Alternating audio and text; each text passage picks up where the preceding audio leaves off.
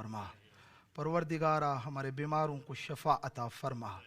جن بیماروں کے لیے خصوصی دعا کے لیے کہا گیا ہے پروردگارہ سب کو شفا کاملہ عاجلہ عطا فرما۔ میرے اللہ ہمارے مرحومین کی مغفرت فرما۔ میرے اللہ ہمارے جوانوں کی اصلاح فرما۔ پروردگارہ بحق محمد و آل محمد اس سینٹر و مرکز کو آباد و شاد فرما۔ وہ مومنین جو اس مرکز کی خدمت کر رہے ہیں ان کی توفیقات خیر میں اضافہ فرما۔ پروردگارہ ہم سب کو قرآن و اہل بیت کی خدمت گزاروں میں سے شمار فرما۔ میرے اللہ واسطہ محمد و آل محمد کا مراجعین کا سایہ ہمارے سلوں پہ قائم مدائم فرما۔ میرے اللہ ہمارے امام کے ظہور میں تعجیل فرما۔ ہمیں امام کے اعوان و انصار میں شمار فرما۔ پروردگارہ کافی مومنین مشکلات کا شکار ہیں، کچھ مالی مشکلات میں ہیں، کچھ دوسری مشکلات میں ہیں۔ بحق ابا عبداللہ الحسین سب کی مشکلات کو دور فرما۔ پروردگارہ ہماری دعائیں مستجاب فرما۔ ربنا تقبل منا انک انت السمیع العلیم برحمتک یا ارحم الراحمین۔ بار دیگر بلندتر صلوات محمد۔ ذان محترم مومنین گرامی قدر، میں نے ابتدائے سخن میں جناب سیدہ زینب سلام اللہ علیہا کا وہ تاریخی جملہ کہ جو بارہا آپ سن چکے ہیں آپ کی خدمت میں اس کو تلاوت کیا، کہ جس میں بی بی نے فرمایا وما رأیت الا جمیلا، میں نے کربلا میں بیوٹی اور خوبصورتی کے علاوہ کچھ نہیں دیکھا۔ میں اس سے پہلے کہ اپنے موضوع کی طرف آؤں اور اس کو آپ کی خدمت میں بیان کروں، مقدمتاً ایک بات جو عرض کرنا چاہوں گا اسی موضوع سے ریلیٹڈ، وہ یہ ہے کہ لائف کی بیوٹی اور خوبصورتی کو لے کر دو نظریے اور دو تھاٹس پائی جاتی ہیں۔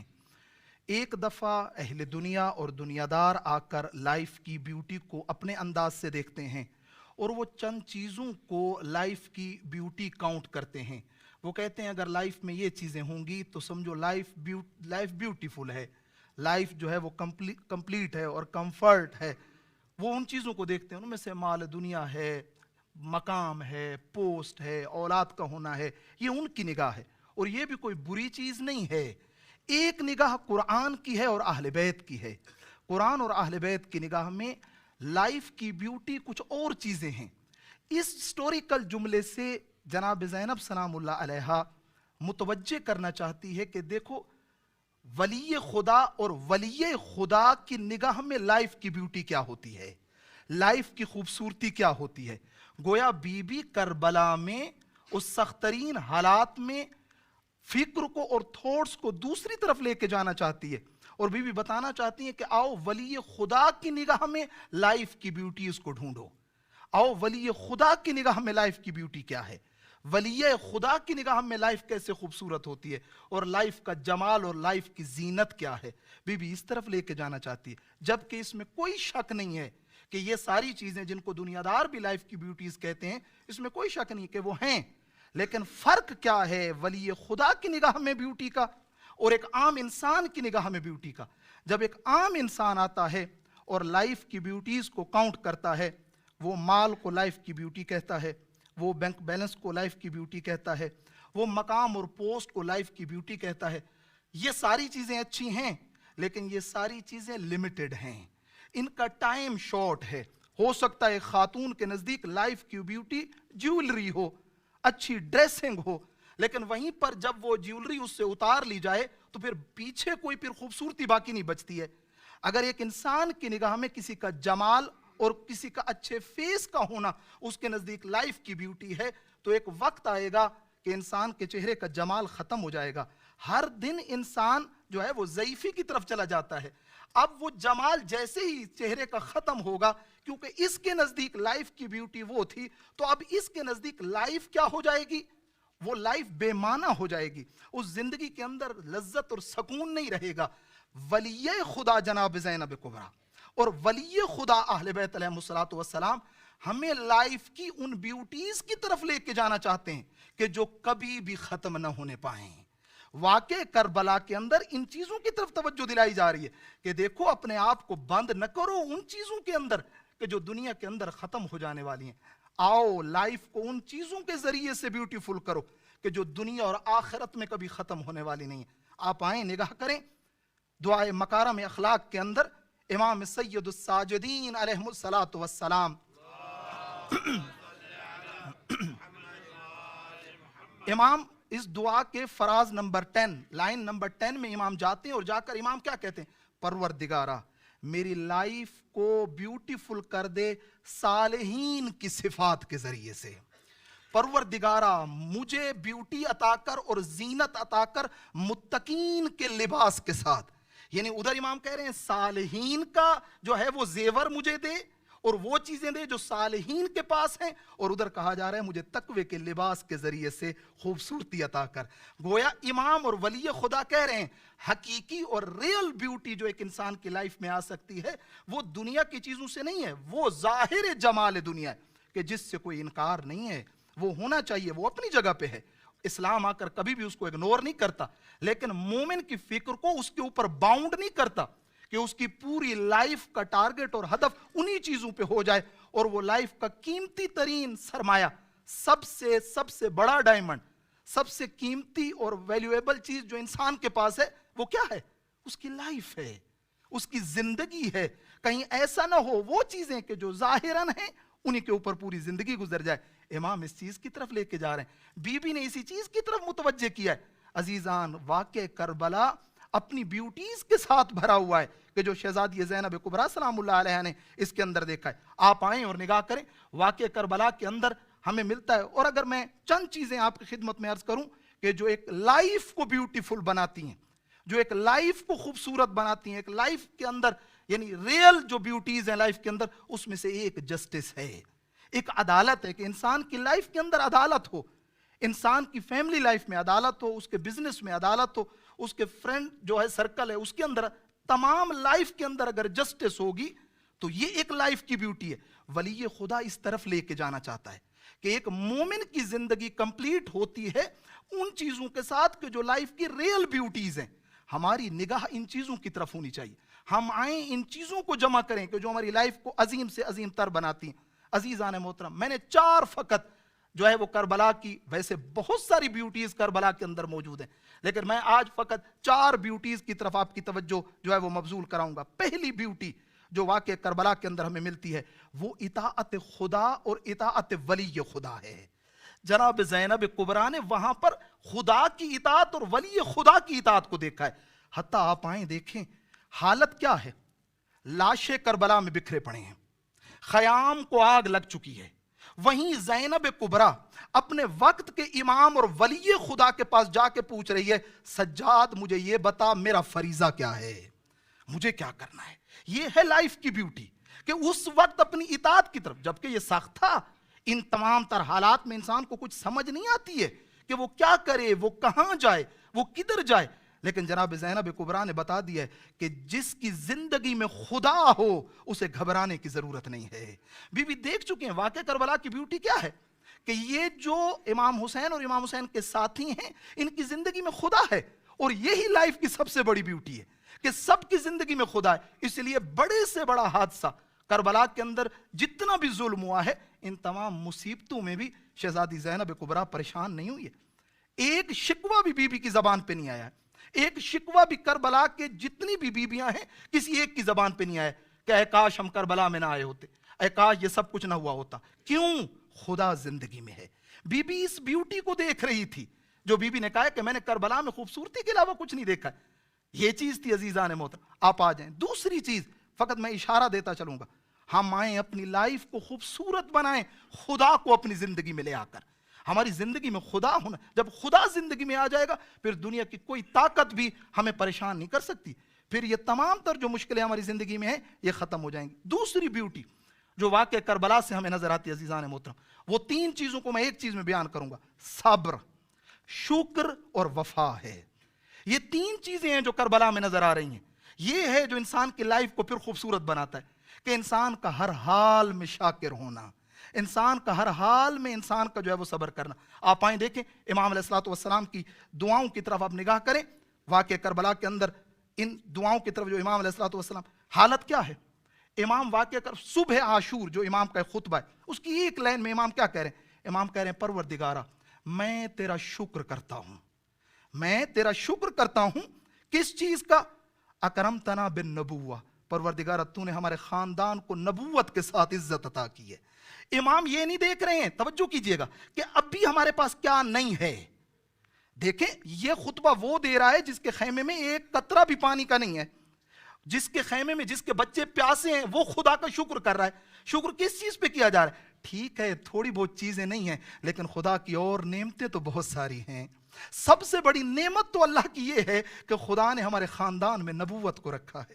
اگر ہم آئیں اور اسی چیز کی طرف نگاہ کریں کہ اگر میرے پاس ایک دن میں تھوڑی سی سختی آ گئی ہے میری لائف کے اندر، میں فائنانشلی تھوڑا سا ویک ہو گیا ہوں، لیکن میں آؤں یہ تو دیکھوں کہ خدا نے مجھے ایمان کی نعمت تو عطا کی ہے، کیا شکر بنتا ہے یا نہیں بنتا؟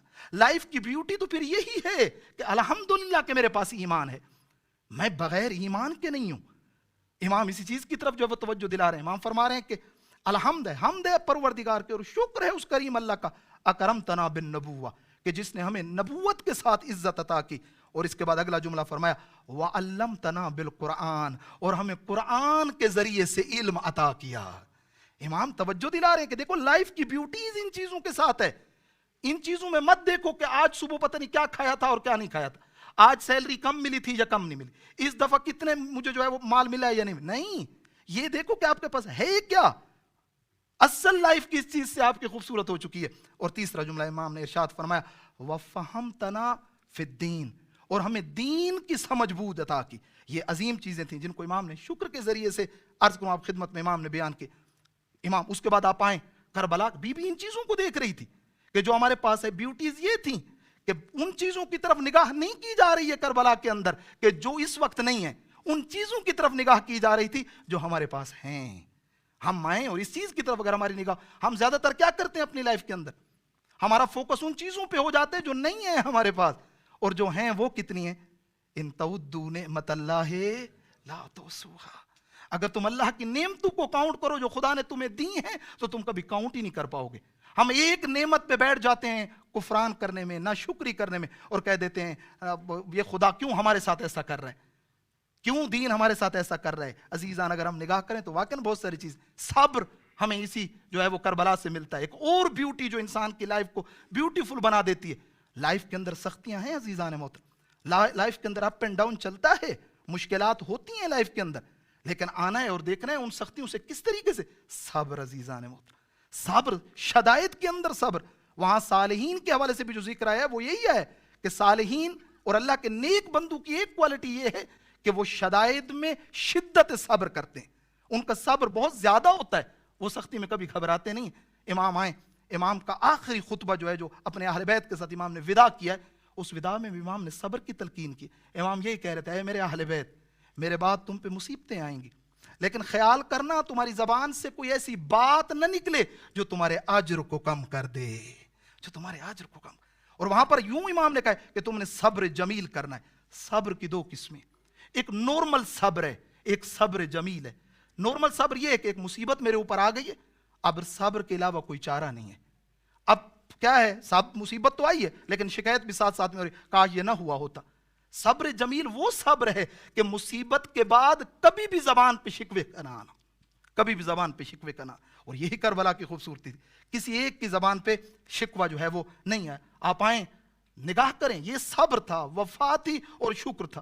حبیب ابن مظاہر کا رجز دیکھیں جو جا کر کربلا میں اس نے پڑھے، یہ خوبصورتیاں تھیں زندگی۔ حبیب گئے کربلا میں میدان میں، اور میدان میں رجز یوں پڑھا جا رہا ہے، فوج اشکیا تمہاری تعداد زیادہ ہے، تم نمبر میں زیادہ ہو، لیکن ہم وفا میں آگے ہیں۔ تم تعداد میں آگے آئے ہو، تمہارا تعداد، لیکن تم نے بے وفائی کی ہے، آؤ دیکھو ہم وفا کر رہے ہیں۔ تمہاری تعداد زیادہ ہے لیکن ہم صبر میں تجھ سے زیادہ ہیں۔ یہ صبری تو، یہ خوبصورتی تو تھی کربلا کی۔ امام علیہ الصلوۃ والسلام کو جو ہے وہ آپ کے سامنے امام بھی صبر کر رہے ہیں، اصحاب امام بھی صبر کر رہے ہیں۔ اسی کے ساتھ آپ آئیں نگاہ کریں، مسلم ابن اوس آخر وقت میں وصیت کیا کی جا رہی؟ جناب حبیب سے کہا جا رہا ہے حبیب میں تجھے اور کوئی وصیت نہیں کرتا، مجھے پتہ ہے تھوڑی دیر کے بعد تو نے بھی میرے ساتھ وصل ہو جانا ہے، ان کربلا کی جو شہداء کی لسٹ ہے تم نے بھی اس میں شامل ہو جانا ہے، تو میں اور کوئی وصیت نہیں کرتا۔ امام اور حبیب اکٹھے آئے ہیں مسلم ابن اوس کی لاش پہ، یوں اشارہ کیا، اے حبیب میرے بعد اس فاطمہ زہرا کے بیٹے کو تنہا نہ چھوڑنا، وفا میں ہم تم سے زیادہ ہیں۔ بی بی نے اس خوبصورتی کو دیکھا ہے، وفا۔ حضرت عباس آپ آئیں دیکھیں، اس لیے کہا گیا کربلا کی سب سے جسے خوبصورت ترین وفا کون سی ہے؟ نہر فرات پہ جانا اور پانی نہ پینا، پانی نہ پینا. اور وہاں پر کہا جا رہا ہے انقطعتم واللہ انقطعتم یمینی، اگر تم میرے دونوں ہاتھوں کو کاٹ دو میں ہمیشہ کے لیے کبھی بھی میں اپنے دین کی حمایت سے ہاتھ نہیں اٹھاؤں گا. امام دین کی ساتھ بھی وفا کر رہے ہیں، امام وقت کے ساتھ بھی وفا کی جا رہی ہے. یہ ایک خوبصورتی تھی عزیزان محترم کربلا، ایک اطاعت، یہ خوبصورتی ہے جو بی بی دیکھ رہے. کسی بھی حالت میں ہم نے اللہ کی اطاعت کو نہیں چھوڑنا، کسی بھی حالت میں ہم نے صبر کو اپنے ہاتھ سے نہیں جانے دینا، کسی بھی حالت میں ہم نے ناشکری نہیں کرنی. آئیں کربلا سے ان چیزوں کو سیکھیں، آئیں کربلا سے ان خوبصورتیوں کو دیکھیں اور اس سے اپنی لائف کو بیوٹیفل بنائیں. ہم تو ایک چھوٹی سی بات پہ شکوے و شکایتوں کا ڈھیر لگا دیتے ہیں. یہ دوسری چیز عزیزان محترم. تیسری چیز جو واقعہ کربلا کی، میں زیادہ اس کی تفصیل میں نہیں جا رہا، وقت نہیں ہے، تقریباً تھوڑا وقت باقی ہے تو میں اس میں چاہتا ہوں آگے کچھ چیزیں آپ کی خدمت میں پہنچا سکوں. تیسری چیز جو کربلا کے اس واقعے کو خوبصورت بناتی ہے عزیزان، وہ کیا ہے؟ وہ واقعہ کربلا میں استقامت ہے، سختیوں کے مقابلے میں ڈٹ جانا ہے، اپنے آپ کو سختیوں کے مقابلے میں اپنے آپ کو جو ہے وہ دور نہیں کرنا، بلکہ سختیوں کے مقابلے میں ایک بہترین طریقے سے پلان کرنا ہے کہ کس طریقے سے ان سختیوں سے باہر آنا ہے. جناب زینب کبریٰ سختیوں کا پہاڑ ٹوٹ پڑا ہے، صبر کتنا ہوا ہے؟ دو ہستیوں کے بارے میں دو جملے ملتے ہیں. لقد عجبت علی صبر کا ملائکۃ السماء، امام حسین کے بارے میں، اور بی بی کے بارے میں لقد عجبت علی صبر کے ملائکۃ السماء. ان دو بہن بھائیوں نے اتنا صبر کیا ہے کہ آسمان کے ملائکہ نے بھی اس پہ جو ہے وہ تعجب کیا. عجیب صبر ہے، عجیب صبر ہے ان کا کہ یہ سب کچھ ہونے کے باوجود بھی اتنے جو ہے وہ آرام اور سکون کے ساتھ. وہاں پر بی بی نے دیکھا کہ اب کیا کرنا ہے، یہاں پر مصیبت آ گئی ہے، تکلیف آ گئی ہے، یہ سارا کچھ کرنا ہے، دین خدا کی حمایت کرنی. وہاں پر بی بی نے بڑے بہترین انداز سے آپ کے سامنے سب سے پہلے بی بی آئی ہیں، مسئلہ شریف پوچھا امام سجاد، پھر تمام بیویوں کو ایک طرف کیا ہے، پھر بچوں کو ایک طرف کیا ہے، امام سجاد کو بی بی باہر لے کر آئیں. ایک ایک چیز، یعنی یہ بی بی کی ہمت تھی. اور امام حسین کو پتہ ہے کربلا کی خوبصورتی کیا ہے عزیزان محترم. امام جانتے ہیں کربلا میں کچھ بھی ہو جائے گا، زینب کبریٰ کی تہجد بھی قضا نہیں ہوگی، تہجد بھی قضا نہیں. یہ خوبصورتی ہے کربلا کی، یہ خوبصورتی. کچھ بھی ہو جائے، کچھ بھی ہو جائے، جو آپ کے اندر صفات موجود ہیں ان کو اپنے آپ سے دور نہیں ہونے دینا عزیزان. وہ تیسری جو خوبصورتی ہے کربلا کی وہ استقامت ہے، اسٹیبلٹی. انسان کی لائف کے اندر یہ سب مشکلیں رہتی ہیں، لیکن آپ آئیں کربلا کے اندر، امام حسین ڈٹے ہوئے ہیں. آخر وقت تک کوشش کر رہا ہے دشمن، آخر وقت تک کوشش کر رہا ہے شیطان کہ یہ سب کچھ ہو جائے، کچھ ہو جائے امام حسین کے اصحاب. لیکن وہاں پر آپ آئیں دیکھ، رات کو امام حسین نے خطبہ دیا ہے، اصحاب سے کہا ہے اے میرے اصحاب دور چلے جاؤ، میں چراغ بجھا رہا ہوں تاکہ ایسا نہ ہو میری آنکھوں میں آنکھیں ڈال کر تمہیں شرمندگی ہو. لیکن وہاں پر کیا کہا جائے، اے فرزند زہرا آپ ایک جان کی بات کر رہے ہیں، 70 ٹائم آپ کی محبت میں زندگی ملے اور آپ کے عشق میں قتل کا ہونا پڑے، مولا 70 ٹائم بھی قتل ہونے کے لیے تیار ہیں. زندہ آباد، زندہ آباد، زندہ آباد. اللہم صلی علی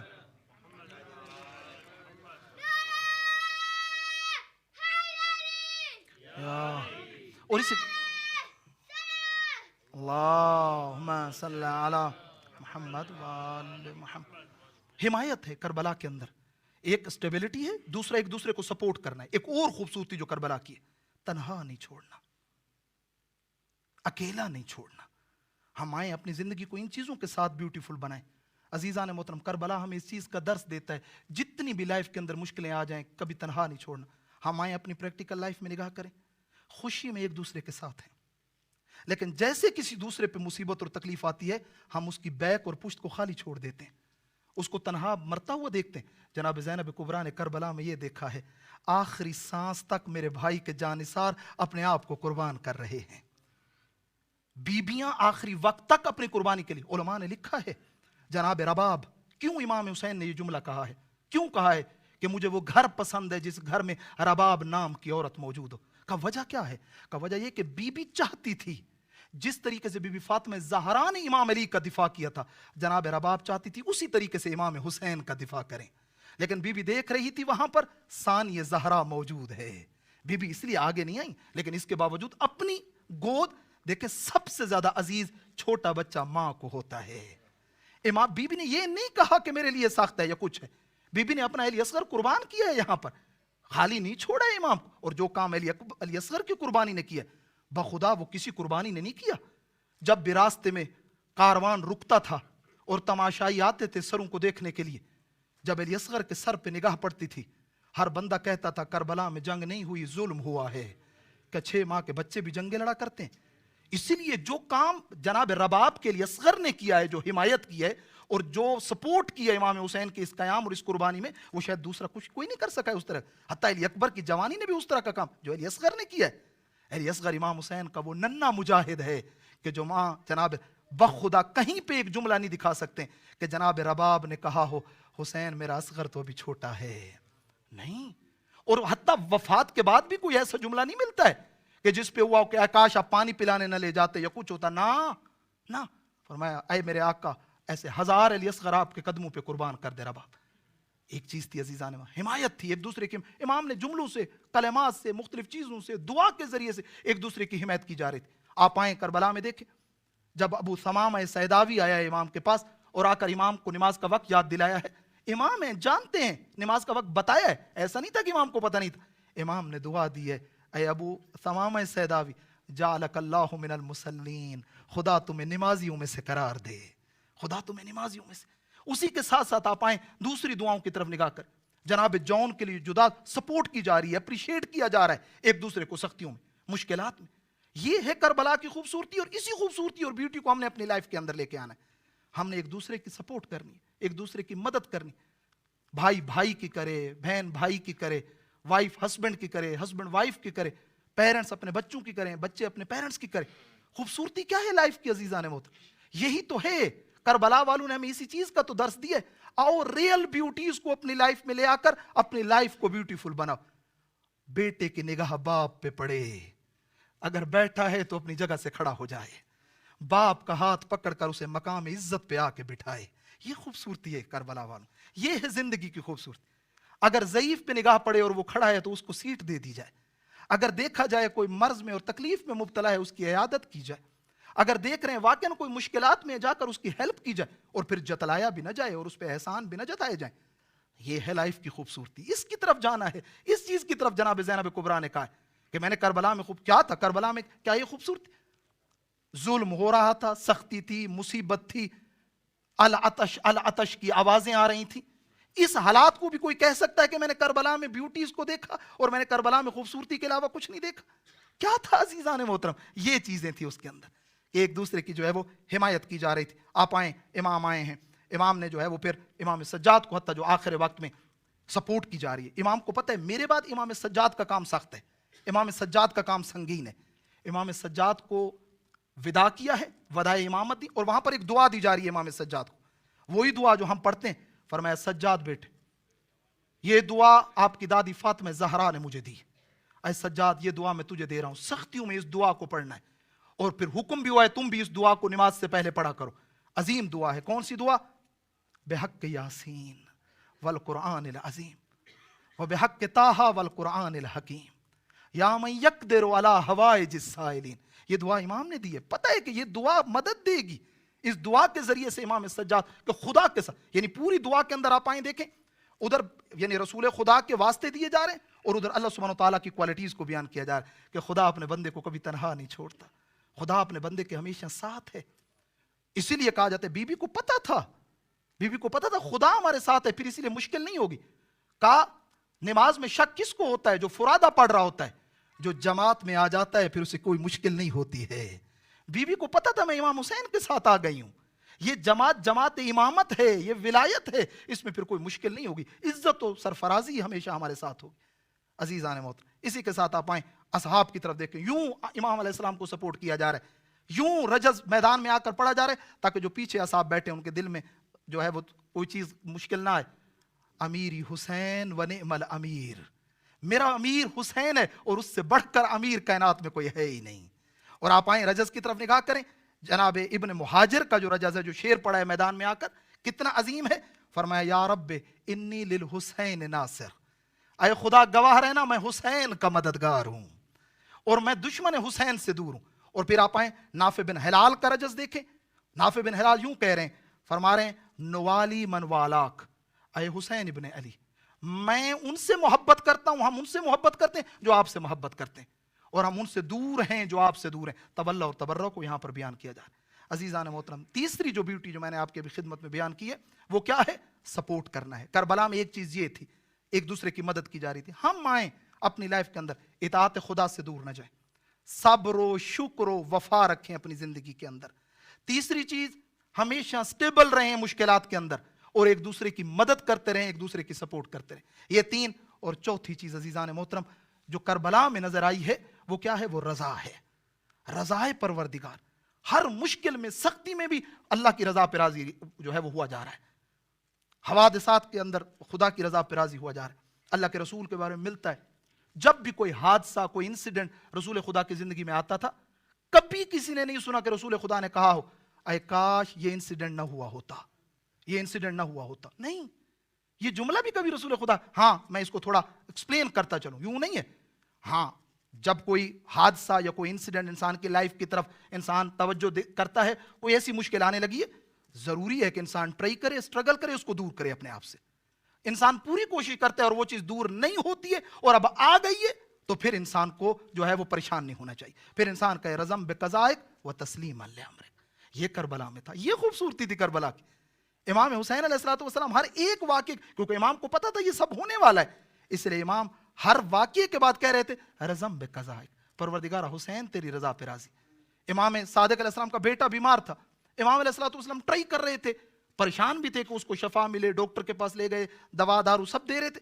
ایک وقت ہے کسی نے آ کر کہا مولا آپ کا بیٹا دنیا سے چلا گیا۔ امام علیہ السلام آرام سے بیٹھ گئے۔ شخص نے کہا مولا ہم دیکھ رہے تھے جب وہ بیمار تھا، اب زیادہ پریشان تھے، اب دنیا سے چلا گیا ہے اور آپ سکون سے بیٹھ گئے۔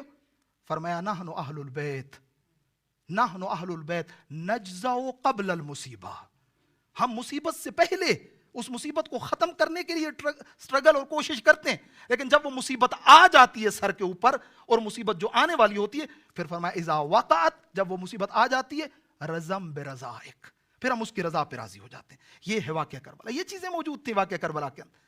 جناب زینب کبریٰ راضی ہے اللہ کی رضا پہ، بیویاں راضی ہیں اللہ۔ ایک چیز جو ہماری زندگی میں فرمایا، جو بندہ اللہ کی رضا پہ راضی ہے، خدا بندہ یہ مستقیماً اور ڈائریکٹ بہشت میں جاتا ہے۔ ہم آئیں سورہ فجر کی آیت ہم نہیں پڑھتے، یا ایتھا النفس المطمئنہ ارجعی الی ربک راضیۃ مرضیہ فادخلی یا عبادی وادخلی جنتی۔ رضا ہے، آپ آئیں دیکھیں کیا کہا جا رہا ہے، راضیۃ مرضیہ، اے میرا بندہ تو میری ہر حال میں میری رضا پہ راضی۔ ہیلتھ نہیں، کوئی بات نہیں، ہم نے کوشش کی اب نہیں آئی، اولاد ہم نے کوشش کی اب نہیں، کوئی بات، اللہ یہی چاہتا ہے، کوئی مسئلہ ہے، خدایا تیری رضا پہ ہم راضی۔ ایک چیز یہ ہے عزیزان محترم جس کی طرف جو ہے وہ توجہ دلائی گئی ہے، صفت رضا۔ کہتے ہیں صفت رضا کیسے انسان کے اندر آئے گی؟ کہ انسان اپنی لائف کی پرابلمز میں اللہ کی رضا پہ راضی رہے۔ فرمایا علم کے ذریعے سے آئے گی، جب ہم اپنے علم کو بڑھائیں گے اور ہمارے پاس علم اور معرفت آ جائے گی، یہ صفت رضا۔ کس چیز کا علم؟ اس چیز کا علم کہ اللہ جانتا ہے، یہ جو مصیبت جس سے میں ابھی گزر رہا ہوں اللہ کے علم میں ہے۔ دوسری کون سا علم؟ اللہ قادر ہے اس کو دور کرے، اگر نہیں کر رہا تو حتماً اس میں مصلحت ہے۔ تیسرا اللہ ناظر ہے ان تمام چیزوں پہ۔ چوتھا اللہ حکیم ہے، خدا کی حکمت وہ رکھتا ہے حکمت، حتماً اس میں میرے لیے امتحان ہے۔ اچھا کیسے پتہ چلے گا کہ آیا میں واقعاً ان لوگوں میں سے ہوں کہ جو اللہ کی رضا پہ راضی ہیں یا راضی نہیں ہیں؟ فرمایا ہاں اب یہ دیکھنے کی ضرورت ہے۔ کب؟ کہا کہ جب خدا اور مخلوق کا درمیان میں کھڑا ہو جاؤں، میری اولاد مجھے کہہ رہی ہے ایسا کام کرنے جس میں معصیت خدا ہے، اور خدا مجھے اسی کام سے روک رہا ہے، اور میں اللہ کی طرف جاتا ہوں اور اس کی رضا پہ راضی رہتا ہوں۔ یہ ہے کہ میں نے اللہ کی رضا کو اہمیت دی ہے۔ یہاں پر دوست ہے جو مجھے گناہ کی طرف لے جانا چاہتا ہے، لیکن خدا کا حکم ہے میں گناہ کی طرف نہ جاؤں۔ فیملی مجھے گناہ کی طرف لے جانا چاہتی ہے، لیکن میں اللہ کی طرف جاتا ہوں۔ عزیزان محترم یہ چوتھی چیز جو کربلا کی خوبصورتی ہے، راضی ہیں اللہ کی رضا پہ۔ اور آخری لاسٹ ون چیز کہ جو کربلا کے اس واقعے کو خوبصورت بنا دیتی ہے، آئیں لائف کی ریئل بیوٹیز کی طرف نگاہ کریں اور لائف کی ریئل بیوٹیز کو ڈھونڈا جائے جس سے زندگی خوبصورت ہو جائے گی۔ عزیزان وہ کیا ہے؟ وہ انسانیت ہے، ہیومینٹی۔ کربلا میں ایک چیز یہ تھی عزیزان محترم، انسانیت کا ہونا۔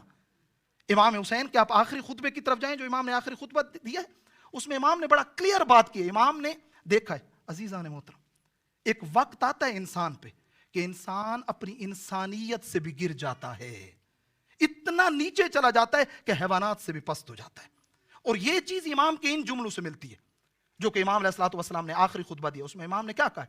فرمایا یا شیعت آل ابی سفیان. یہ امام کے جملے ہیں, یا شیعت آل ابی سفیان.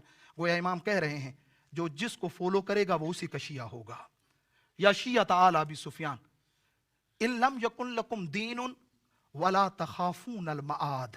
اگر تمہارے پاس کوئی دین نہیں ہے, اگر تم کسی دین کو, کسی ریلیجن کو نہیں مانتے ہو, اور تمہیں آخرت کا کوئی خوف بھی نہیں ہے تمہارے دل کے اندر کہ مرنے کے بعد ہمیں اللہ کی بارگاہ میں جواب بھی دینا ہے, فرمایا فَكُونُوا احرارا فی دنیاکم, حد کل انسان تو بن کے رہو. جبکہ ایک مسلمان کی رسپانسبلٹی بہت زیادہ ہے عزیزان محترم, ایک مسلمان کا فریضہ بہت زیادہ ہے, مسلمان کے اوپر بہت زیادہ رسپانسبلٹیز آ جاتی ہیں, مومن کے اوپر بہت زیادہ رسپانسبلٹیز آ جاتی ہیں. لیکن ایک انسان ہے, ٹھیک ہے ایک انسان ہے, اس کا اگر کسی ریلیجن کے ساتھ بھی تعلق نہیں ہے, بہت ساری چیزیں ایسی ہیں جن کا تعلق ہیومینٹی اور انسانیت کے ساتھ ہے. گویا امام دیکھ رہے تھے یہ فوج اشقیاء اور اہل کوفہ انسانیت سے بھی گر گئے. وہاں شمر نے صدا دی, ماذا تقول یا ابن فاطمہ, جانتا ہے یہ کس کا بیٹا ہے. یہ جملہ ملا ہے تاریخ کے اندر, ماذا تقول یا ابن فاطمہ, کیا کہہ رہے ہیں فاطمہ کے بیٹے. امام علیہ السلام نے فرمایا میں نے تمہارے ساتھ جنگ شروع کی ہے, یعنی میں تمہارے ساتھ لڑ رہا ہوں, میں مرد ہوں, تم میرے ساتھ آ کے لڑو. امام گویا دیکھ رہے تھے اس وقت, ادھر یہ امام کو مار رہے تھے, ادھر خیام کی طرف بڑھ رہے تھے. امام غیرت مند امام نے وہاں پر ایک جملہ, میں تمہارے ساتھ لڑ رہا ہوں, تم میرے ساتھ لڑو. وہاں خواتین اور بچوں کا کیا قصور ہے. عزیزان محترم, انسانیت, بھلے انسان مذہب کو نہیں کرتا, فالو نہ کرے, لیکن انسانیت تو اپنے اندر رکھے. کیا مطلب انسانیت؟ طاقتور اور سٹرونگ انسان ویک اور ضعیف پہ ظلم نہ کرے, یہ انسانیت ہے.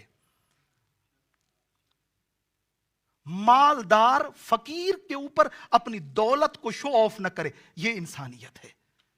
ہیلتھ والا انسان مریض کے پاس جا کر ہیلتھ کے فضائل نہ گننے لگے, یہ انسانیت ہے. تہران کے اندر ایک بازار, میں کسی کو اس دن عرض بھی کر رہا تھا, تہران کے اندر ایک بازار تھا. دو واقعے شہید مطہری اس کو لے کر آتے ہیں, انسانیت کے اندر آ کر بیان کرتے کہ ہیومینٹی کیا ہے. کربلا کے اندر یہ سب کچھ ملا ہے. وہ کہتے ہیں کہ ایک بندہ گیا, ایک مال تھا, اس نے سامان لیا, خریدا, آرڈر دیا اور سامان کو لے کر باہر آیا. تو بہت سارے مالز کے باہر لوگ بیٹھے ہوتے ہیں جو لوگوں کا ویٹ اٹھا کر گاڑی تک لے جاتے ہیں, اس کو جو ہے وہ لوڈ کرتے ہیں. تو اس نے ایک بندے کو بولا, کہا ادھر آؤ, یہ میرا مال ہے, اس کو اٹھا کر جو ہے وہ وہاں لوڈ کرنا ہے. کہا سوری میں نہیں اٹھاؤں گا. کہا میں تمہیں پیسے دوں گا, مفت کی بات نہیں کر رہا ہوں, اس کو اٹھانا ہے اور لوڈ کرنا ہے. کہا نہیں میں نہیں اٹھاؤں گا. کہا کیوں؟ کہا مجھے ابھی تک ایک بندہ مل گیا ہے جس سے مجھے تھوڑے پیسے مل گئے, وہ میرا دوست بیٹھا ہے, اسے ابھی تک کوئی نہیں ملا.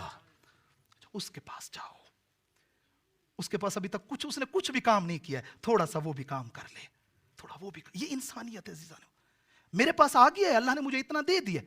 اگر میری یہی ہماری سوسائٹی کے اندر اگر آج کوئی آتا ہے جس کے پاس کوئی بھی کام نہیں ہے اور وہ کوئی کام شروع کرنا چاہتا ہے, انسانیت کا کام کیا ہے؟ کربلا کس چیز کا درس دیتی؟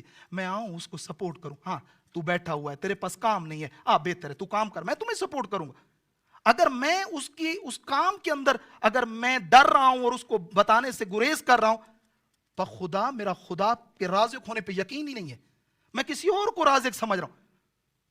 اگر ایک جگہ پہ ایک بزنس کھلا ہوا ہے, فار ایگزامپل مثلا یہاں جو ہے سب سے بہترین بزنس جو ہے وہ ٹورزم کا بزنس ہے. اب کوئی اور ہماری سوسائٹی کمیونٹی سے آتا ہے, وہ اس بزنس کو سٹارٹ کرنا چاہتا ہے, ہمارا حق کیا بنتا ہے کہ ہم اس سے چھپائیں ان چیزوں کو؟ نہیں, سپورٹ کریں. اللہ رازق ہے, اللہ رزق دینے والا ہے. وہیں پہ شہید آ کر ایک اور سٹوری کو کوٹ کرتے ہیں, فرماتے ہیں تہران کے اندر ایک بازار تھا, 100 شاپ, 50 ادھر 50 ادھر. کہا کہ ایک بندہ کہتے کہ میں گیا ادھر اس بازار کے اندر, دیکھا تو کچھ جو شاپس تھی ان کے سامنے چیئر پڑی ہوئی تھی اور کچھ کے سامنے نہیں تھی. خیر مجھے بڑا شوق ہوا, یہ کیا سٹوری ہے بھائی. میں ایک دکان کے اندر گیا, میں نے کہا کچھ دکانوں کے باہر جو ہے وہ چیئرز پڑی ہوئی ہیں, کچھ کے سامنے نہیں ہیں. کہا جس کے سامنے پڑی ہوئی ہے اس نے ابھی تک کوئی کسٹمر ڈیل نہیں کیا.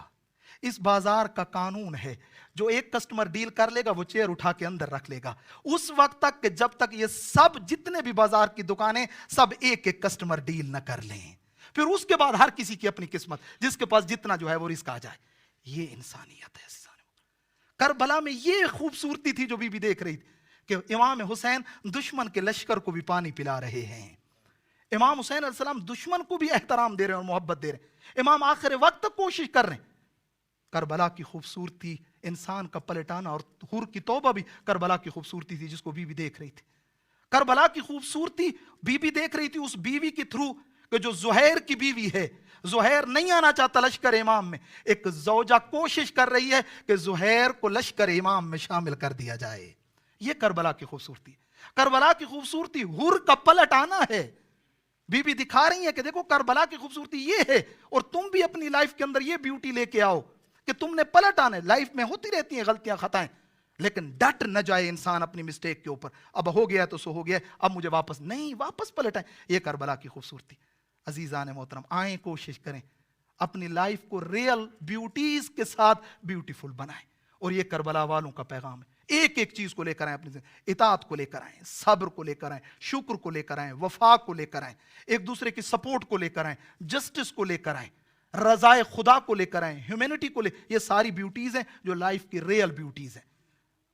پیرنٹس کی رسپیکٹ کو لے کر آئیں، ایلڈر کی رسپیکٹ کو لے کر آئیں، نیبر کا خیال رکھنا اس کو لے کر. یہ ساری لائف کی جو ہے، اور سختی اور مشکلات میں صبر کو لے کر. وقت ختم ہو گیا عزیزان محترم. ایام ازاں ہیں. علماء نے لکھا ہے، میں دعا کرتا ہوں خداوند متعال ان تمام تر صفات پہ ہمیں عمل کرنے کی توفیق عطا فرمائے. عزیزان محترم، علماء نے لکھا ہے وہ کاروان جو کربلا سے لٹ کے چلا تھا یکم سفر کو شام پہنچا ہے. میں نے لفظ شام کہا، علماء یوں لکھتے ہیں شام میں اہل بیت رسول کی مصیبتوں میں پھر اضافہ ہوا ہے، پھر مصیبتیں بڑھنا شروع ہوئی ہیں. ہاں عزادارو، کربلا میں علماء نے یوں لکھا ہے کہ کربلا میں شہادتیں تھیں، توہین نہ تھی. کربلا کے بعد خاندان نبوت کی ایسی توہین کی گئی، کبھی بازاروں میں تو کبھی دربار میں، کبھی شہروں سے گزارا جاتا ہے. لوگ جمع ہو جاتے ہیں عزادارو، سروں کو نیزوں پہ سوار کیا جاتا تھا، سر نیزوں پہ سوار ہوتے تھے، تماشائی تماشا دیکھنے آتے تھے. یکم سفر کو یہ لٹا ہوا قافلہ پہنچا ہے عزیزان شام میں. حالت کیا تھی عزادارو؟ قافلے کو روکا جاتا ہے، قافلے کو روک کر کئی دن قافلہ رکا رہا ہے. روایت میں ملتا ہے بیت المقدس سے آیا تھا صحابی رسول سہل ساعدی. یہ کہتا ہے میں شام میں پہنچا، میں شام میں آیا، میں نے عجیب منظر دیکھا. لوگ ہیں، لوگوں نے نئے لباس پہنے ہوئے ہیں، بازار سجائے جا رہے ہیں، دربار سج رہے ہیں، شادیانے بج رہے ہیں، خوشی کا سامان مہیا ہے. کہتے ہیں میں ایک شخص کے قریب گیا، میں نے کہا اے اہل شام، میں پہلے بھی کئی دفعہ شام آ چکا ہوں، میں نے کبھی شام میں اس موقع پہ کوئی عید نہ دیکھی تھی، یہ کوئی نئی عید ہے جو اہل شام منا رہے ہیں. اس شخص نے سال سائدی کی طرف دیکھا اور دیکھ کے کہا لگتا ہے شام میں نئے آیا ہے، تجھے پتہ نہیں ہے ایک باغی کا سر کاٹ کے لایا گیا ہے، اس کے ساتھ اس کے بچوں کو بھی لایا گیا ہے. یہ کہتا ہے کون ہے باغی، کون ہے بچے؟ یہ شخص جواب دیتا ہے کہا کہ اگر اس باغی کو دیکھنا ہے نا اور اس کے بچوں کو دیکھنا ہے باب 7 پہ چلے جاؤ. شام کا ایک دروازہ ہے باب 7 پہ چلے جاؤ وہاں پر. سال سعدی کہتا ہے میں ایستا ایستا چلا، اب جو میں باب 7 پہ پہنچا میں نے عجیب منظر دیکھا. میری نگاہ ایک سر پہ پڑی جس کا چہرہ 14ویں کے چاند کی طرح چمک رہا تھا، جس کی شکل رسول خدا سے ملتی تھی، جو ہم شکل پیغمبر تھا. عزادارو کہتا ہے میں تھوڑا آگے بڑھا، میری نگاہ عباس علمدار کے سر پہ پڑی. اب جو میں تھوڑا آگے بڑھا، اے کاش میری نگاہوں نے وہ منظر نہ دیکھا ہوتا. اے میری نگاہ امام حسین کے کٹے ہوئے سر پہ پڑی. عزادارو تھوڑا آگے بڑھا اور آگے بڑھ کے کہا میں نے ایک قیدی دیکھا کہ جس کے گلے میں توق تھا، ہاتھوں میں ہتھکڑیاں تھی، پاؤں میں بیڑیاں تھی. سال سعدی کہتا ہے میں نے کہا السلام علیکہ یا ایھا الاسیر، اے قیدی میرا سلام ہو تجھ پہ. کہا ایک مرتبہ امام سجاد نے سر اٹھایا، کہا کون ہے جو اس شہر میں ہم پہ سلام کر رہا ہے؟ اے 40 منزلیں ہمیں یا پتھر مارے گئے یا ہمیں تانے دیے گئے. کہا اے میرے آقا میں آپ کے نانا کا صحابی سہل ساعدی ہوں، اے میرے مولا کیا کر سکتا ہوں آپ کے لیے؟ میرے لیے کوئی حکم کریں۔ امام نے کہا، دو باتیں امام نے کی۔ پہلی بات یہ تھی، اے سال ساعدی، کیا تیرے پاس کچھ پیسے ہیں؟ اگر تیرے پاس کچھ پیسے ہیں تو یہ پیسے ان لوگوں کو دے دے جو سروں کو نیزوں پہ لے آ کر ہمارے قریب لا چکے ہیں۔ یہ سروں کو قریب لاتے ہیں، ظالم آ کر تماشا دیکھنے کے لیے آتے ہیں، ان کی نگاہیں میری پھوپھیوں کے ننگے سروں پہ پڑتی ہیں۔ ہاں عزادارو، میں نے کہا جی مولا میں ان کو پیسے دے دوں گا۔ دوسرا سوال یہ کیا، اے سال ساعدی، کیا تیرے پاس کوئی کپڑا ہے؟ میں نے کہا جی مولا، کپڑے کو کیا کرنا ہے؟ کہا اے سال ساعدی، اس کپڑے کو میرے توق اور گردن کے درمیان رکھ دے۔ جب یہ توق گرم ہوتا ہے، میری گردن زخمی ہو چکی ہے۔ سال ساعدی کہتا ہے میں نے کپڑا لیا، امام کی گردن کے قریب لے کے گیا، اب جو میں نے توق ہٹایا، امام کی گردن سے خون جاری ہوا۔ اجرکم عند اللہ، اجرکم عند اللہ۔ میں کہوں گا اے سال ساعدی، یہ 40 منزلیں اے امام سجاد اسی توق کے ساتھ سفر کر رہے تھے۔ ہاں عزادارو سنو گے کیا حالت ہوئی ہے۔ قافلہ آگے چلا ہے عزادارو، علماء ایک لفظ بیان کرتے ہیں، وہ کہتے ہیں خدا کسی بہن کو وہ دن نہ دکھائے کہ جو علی کی بیٹیوں کو دیکھنا پڑا۔ سنو گے کون سا وقت؟ کہ وہ وقت جب علی کی چھوٹی بیٹی جناب ام کلثوم کو بھائی کے قاتل شمر سے بولنا پڑا، اور بی بی نے آگے بڑھ کے کہا اے شمر، اے علی کی بیٹی تجھے خواہش کرتی ہے، اے ہمیں اس دروازے سے اندر لے کے جا اے جس میں زیادہ لوگ نہ ہو، زیادہ تماشائی نہ ہو۔ ہاں عزادارو، کیا انہوں نے مانا تھا؟ نہ عزادارو، یہ اسی دروازے سے لے کے اندر گئے جس میں لوگوں کا ہجوم تھا، لوگوں کا رش تھا۔ عزادارو سنو گے امام سجاد کا جملہ، عزیزان امام کو یہ جملہ کہنا پڑا، وہ جملہ یہ تھا، اے کاش میری ماں مجھے دنیا میں نہ لائی ہوتی، اے کاش میری ماں مجھے دنیا میں نہ لائی ہوتی۔ عزادارو کیوں امام نے جملہ کہا؟ اسی لیے کہ امام نے کہا مجھے اپنی پھوپھیوں کو ننگے سر بلوائے عام میں دیکھنا پڑا، میری پھوپھیوں کے سروں پہ چادریں نہ تھی۔ قافلہ چلا ہے عزادارو، ایک جگہ پہنچا ہے، ایک جگہ پہنچا، شام کی عورتیں گھروں کی چھتوں پہ سوار ہوئی ہیں، ایک ظالم عورت کے ہاتھ میں پتھر تھا، اس ملونہ نے ایک پتھر مارا، پتھر امام حسین کے سر پہ لگا، عزادارو سر زمین پہ گرا۔ سال ساعدی کہتے ہیں مجھ سے برداشت نہ ہوا۔ عزادارو یہ کہتے ہیں میں نے دست بد دعا بلند کیے، اے میرے اللہ اس عورت کو جہنم واصل کر۔ ادھر ہی گھر کی چھت گری، یہ عورت وہیں پہ واصل جہنم ہوئی۔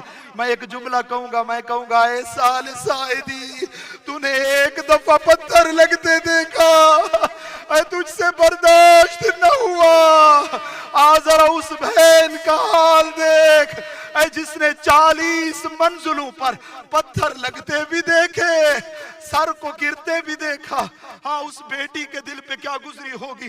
ہاں عزادارو امام سجاد سب سے بڑی سخت، جب امام سے پوچھا گیا مولا سب سے بڑی مصیبت کہاں پہ آئی، 3 مرتبہ امام نے کہا تھا الشام الشام الشام۔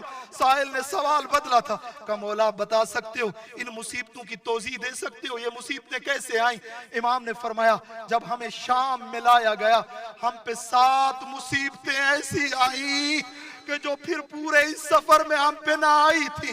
اس نے پوچھا مولا کیسی مصیبتیں؟ کہ پہلی مصیبت یہ آئی ان لوگوں نے ہمیں قید کیا، طلوع فجر سے لے کر شام تک، یہ طلوع فجر سے لے کر غروب آفتاب تک ان لوگوں نے ہمیں شام کے بازاروں میں پھرانا شروع کیا، ہمیں شام کے بازاروں میں پھرایا جا رہا تھا۔ اور یہ لوگ کہتے تھے لوگوں اسلام میں ان کی کوئی حرمت نہیں ہے، جس نے مارنا ہے مار لو۔ کا دوسری مصیبت ہم پہ یہ آئی، یہ ملعون ہمارے قافلے کو گھیر لیتے تھے، ہمارے قافلے کو گھیر لیتے تھے، پھر تلواروں اور نیزوں پہ سے ہم پہ حملہ شروع کر دیتے تھے، اور پھر طبل و ساز بجانا شروع کر دیتے تھے۔ فرمایا تیسری مصیبت ہم پہ یہ آئی، امام فرماتے ہیں تیسری مصیبت یہ آئی کہ ہمیں ایک رسی میں قیدی کیا گیا تھا، ایک رسی میں قیدی کر کے یہ ہمیں یہود و نصارہ کے دربار بازاروں میں لے کے گئے، یہ ان جگہوں سے پہ ہمیں لے کے گئے جو یہود و نصارہ کے محلے تھے، ہمیں یوں کھینچا جا رہا تھا جیسے قیدیوں کو کھینچا جاتا ہے۔ اور پھر اعلان کرتے تھے اے یہودیو اے نصارہ یہ انہی کی اولادیں ہیں جنہوں نے خیبر و خندق میں تمہارے بڑوں کو مارا. فرمایا لوگ ہم پہ حملے کرتے تھے. فرمایا چوتھی مصیبت ہم پہ یہ آئی کہ یہ لوگ ہمیں اس بازار میں لے کے گئے جس میں غلاموں کو بیچا جاتا ہے. عزیزان اس سے بڑی سخت مصیبت کیا ہوگی؟ آل رسول کو بازار میں بیچنے کے لیے پیش کیا جا رہا ہے, نبی زادیوں کو بیچنے کے لیے پیش کیا جا رہا. امام فرماتے ہیں خدا نے ان کو جرت نہ دی یہ سب کچھ کر سکے. امام فرماتے ہیں پانچویں مصیبت ہم پہ یہ آئی. امام فرماتے ہیں کہ ہمیں ایک ایسی جگہ سے گزارا گیا جہاں پر لوگ چھتوں پہ چڑھے ہوئے تھے. کچھ ظالم عورتیں ہمارے اوپر گرم پانی پھینک رہی تھی. ایک ظالم نے میرے سر پہ آگ پھینکی, میرے سر پہ انگارہ گرا, میرے ہاتھ پسے گردن بندھے ہوئے تھے, اے میرا ماما جل گیا, میں پکارتا رہا کوئی میری مدد کو نہ آیا. امام فرماتے ہیں صبح سے لے کر شام تک دربار یزید کا زیادہ فاصلہ نہ تھا, ہمیں صبح سے شام تک پھرایا گیا اور پھر ہمیں بازار دربار یزید کے پاس لے کے گئے. اور آخری مصیبت میرے امام نے یوں بیان کی. امام فرماتے ہیں ہمیں اس قید خانے میں رکھا گیا اے جس کے اوپر چھت نہ تھی. امام فرماتے ہیں دن کو دھوپ لگتی تھی, رات کو سردی سے بچے گھبراتے رہتے تھے. آزادار و قید ایسی تھی کہ حسین کی 4 سالہ بیٹی پوچھتی تھی پھوپھی اماں یہ پرندے کہاں جا رہے ہیں؟ بی بی کہتی تھی یہ پرندے اناج کی تلاش میں جا رہے ہیں. جب پرندے پلٹتے تھے پھوپھی اماں یہ پرندے کہاں جا رہے ہیں؟ سکینہ یہ پرندے گھروں کو جا رہے ہیں. پھوپھی اماں ہماری قیدیں کب رہا ہوں گی؟ آزادار و عجیب قیدیں رہا ہوئی. اے زندان شام میں سکینہ وطن نہ جا سکی. الا لعنت اللہ علی القوم الظالمین وسیعلم الذین ظلموا ای منقلب ینقلبون. انا للہ و انا الیہ راجعون. رضم بقضائہ و تسلیما لامرہ. ماتم حسین.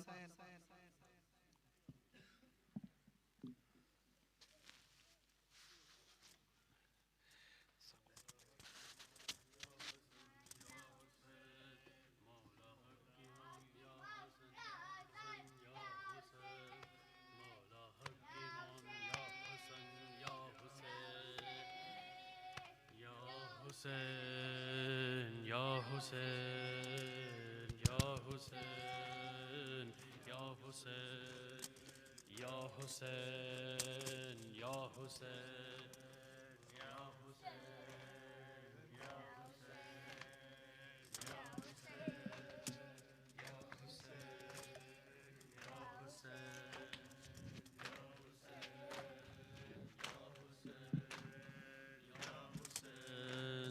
یا حسین حسین حسین